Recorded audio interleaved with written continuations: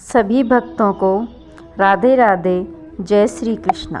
भक्तों, आज हम कार्तिक महात्म के अध्याय 25 का श्रवण करेंगे, जिसमें धर्मदत्त ब्राह्मण की कथा का वर्णन किया गया है।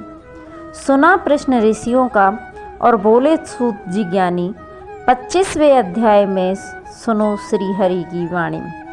धर्मदत्त ब्राह्मण बोले, तीर्थ में दान और व्रत आदि सत्कर्म करने से मनुष्य के पाप नष्ट हो जाते हैं, परंतु तू तो प्रेत के शरीर में है, अतः उन कर्मों को करने की अधिकारिणी नहीं है। इसलिए मैंने जन्म से लेकर अब तक जो कार्तिक का व्रत किया है, उसके पुण्य का आधा भाग मैं तुझे देता हूँ, तो उसी से सद्गति को प्राप्त हो जा। इस प्रकार कहकर धर्मदत्त ने 12 अक्षर मंत्र का श्रवण कराते हुए तुलसी मिश्रित जल से जो ही उसका अभिषेक किया, त्यों ही वह प्रेत योनि से मुक्त हो प्रज्वलित अग्निशिखा के समान तेजस्विनी एवं दिव्य रूप धारणी देवी हो गई और सौंदर्य में लक्ष्मी जी की समानता करने लगी। तदंतर उसने भूमि पर दंड की भांति गिरकर ब्राह्मण देवता को प्रणाम किया और हर्षित होकर गदगद वाणी में कहा, हे द्विज श्रेष्ठ, आपके प्रसाद से आज मैं इस नरक से छुटकारा पा गई। मैं तो पाप के समुद्र में डूब रही थी और आप मेरे लिए नौका के समान हो गए। वह इस प्रकार ब्राह्मण से कह रही थी कि आकाश से एक दिव्य विमान उतरकर दिखाई दिया। वह अत्यंत प्रकाशमान एवं विश्व रूपधारी पार्षदों से युक्त था। विमान के द्वार पर खड़े हुए पुण्यशील और सुशील ने उस देवी को उठाकर श्रेष्ठ विमान पर चढ़ा लिया।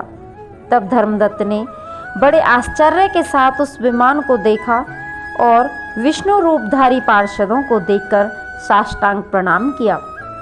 पुण्यशील और सुशील ने प्रणाम करने वाले ब्राह्मण को उठाया और उसकी सराहना करते हुए कहा, हे द्विज श्रेष्ठ, तुम्हें साधुवाद है, क्योंकि तुम सदैव भगवान विष्णु के भजन में तत्पर रहते हो, दीनों पर दया करते हो, सर्वज्ञ हो तथा भगवान विष्णु के व्रत का पालन करते हो।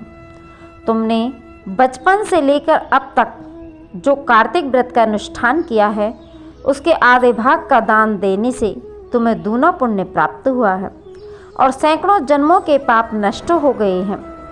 अब यह बैकुंठ धाम में ले जाई जा रही है। तुम भी इस जन्म के अंत में अपनी दोनों स्त्रियों के साथ भगवान विष्णु के बैकुंठ धाम में जाओगे और मुक्ति प्राप्त करोगे। धर्मदत्त, जिन्होंने तुम्हारे समान भक्ति पूर्वक भगवान विष्णु की आराधना की है, वे धन्य और कृतकृत्य हैं। इस संसार में उन्हीं का जन्म सफल है।